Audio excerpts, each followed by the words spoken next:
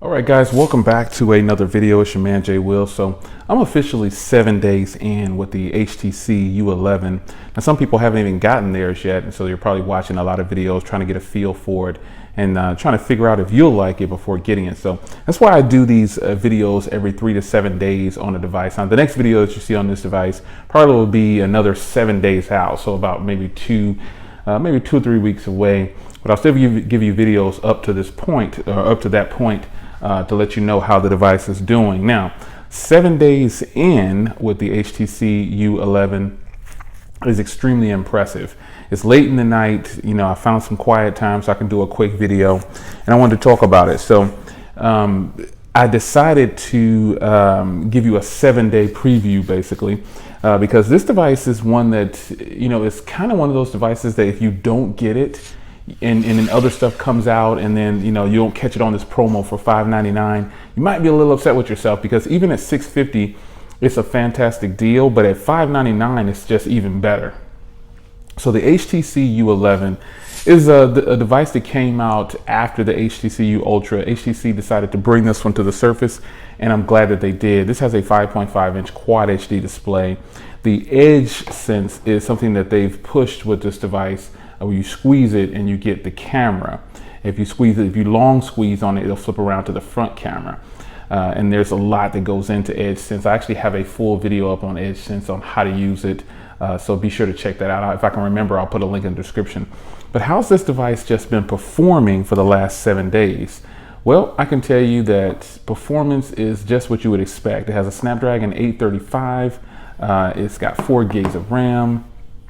It's performing just as any fast device with those specs would perform. So day-to-day usage has been really, really good. How's my battery life been? Well, I've had it for 7 days now. It's actually been 8 days, but I've had it for 7 days now, a full 7 days. And the battery life for me seems to be consistent at 6 to 6.5 hours of screen on time with 24 hours of usage or more. So I can go actually a day and a half and I'll get about 5 hours or 4 hours and 45 minutes of screen on time. Or if I go just 24 hours with heavier use, I can get about 6 to 6.5 hours of screen on time. Now, that's extremely impressive, because that means that this phone is optimized just right, because it has a 3,000 milliamp hour battery in here. So keep that in mind. Battery size means something, but if the phone is optimized correctly, battery size really doesn't matter. So with that being said, this may have a 3,000 milliamp hour battery, and you may hear people saying that that's a fail, but in my testing and experience for the last full 7 days, it's been consistent. If I end up getting 6 hours of screen on time or more, that was a day that I went like between 22 to 26 hours. On the days that I went 4 hours to 5 hours of screen on time, those were days where I went 24 hours to maybe 36 hours in between there. So this in fact can take you through a full day of service and on a battery. So that's something that you don't have to worry about. Now, one thing you might be worried about or might be a concern to you is performance. And I just spoke about it a minute ago, but performance on this thing is great. Now, you see some phones coming out with 6 gigs of RAM. And there is a 6 gig of RAM version for this, but it's not for the US, it's for India, I believe it is. But you don't officially have to have 6 gigs of RAM.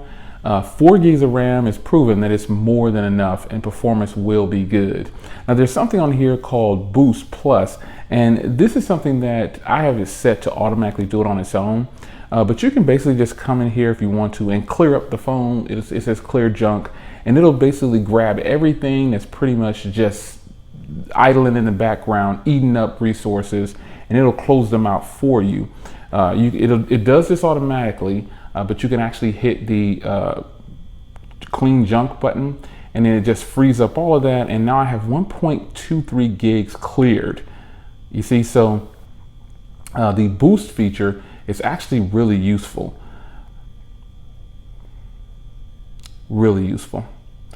So again, the specs on this phone, it does have waterproofing, or it's IP67, and some people, will complain about that, but you can't have everything in one package at a certain price. Now, I don't know the reasoning why they didn't do IP68, but I don't plan on getting this phone wet anyway, so who cares? So, yeah, at least it has something. So if it gets splashed in the water, just get it out, you know. But the squeeze feature has actually been pretty useful.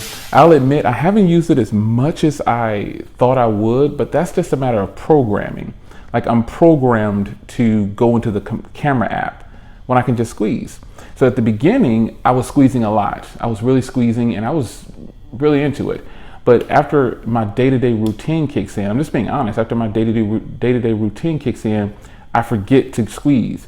So that means I'm gonna program it for something else. I'm gonna program it for like flashlight or something like that, something that I know I need, and then I'll actually remove the shortcut from the top. That way I know that I can do it. I could just remove my shortcut from my screen down here on the bottom.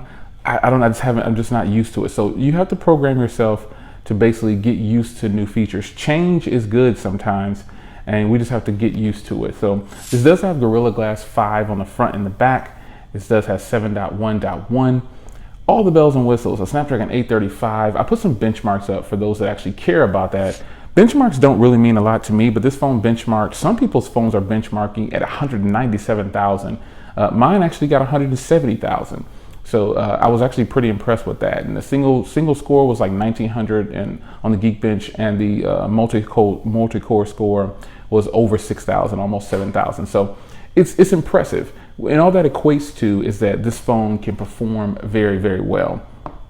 It does have an SD card slot, and I do have a 64 gig card in here at the moment. But I gotta tell you, 7 days in with this thing, you know, just using it as my daily driver, because my main SIM card is in here and it has been in here. It's been good, and I'm using it over Cricket's network, and it's impressive. I even get 4G. Now Cricket introduced voice over LTE, but I found that when I'm on a voice call, I actually get voice over. I guess I'm getting voice over LTE because when I'm on a voice call, it still says 4G, and I can surf the internet, you know, at regular speeds. So that's a good thing. But I can tell you with this phone, it pretty much has everything a person could want. Starting with these beautiful cameras. It's got quad microphones on there, 4 microphones, I should say. Quad, it has 4. And the audio on here is actually pretty stellar.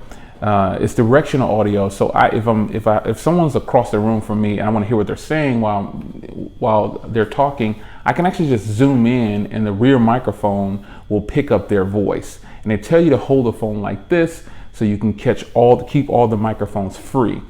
But the picture quality on here, the video quality is by far stellar. It's just the best right now.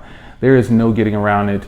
Everyone has their, and again, disclaimer, that's just my personal opinion about the cameras on here. But you know, if you scour the internet, you'll see for yourself, a lot of people feel like this is the best. Forget about what DxO Mark said. After using the phone and getting their hands on it and actually keeping it and working the cameras, they've all said, you know, pretty much, not them all, but pretty much I'd say 98% of the people who use this say that the cameras are better than every camera that they've used. And so that's something to keep in mind. If you want a great camera experience, you're definitely going to get it with this phone right here. This 12 megapixel on the back is just fantastic, straight up and down. There's no getting around it. So it's your man Jay Will. I want you to really search deep down and see if this is a phone you'd be interested in. I think some Sprint stores have them on demo because Sprint is actually the only carrier that's selling it right now. But keep that in mind. This is the HTC U11, and I'll bring you more coverage on this later on. Take care.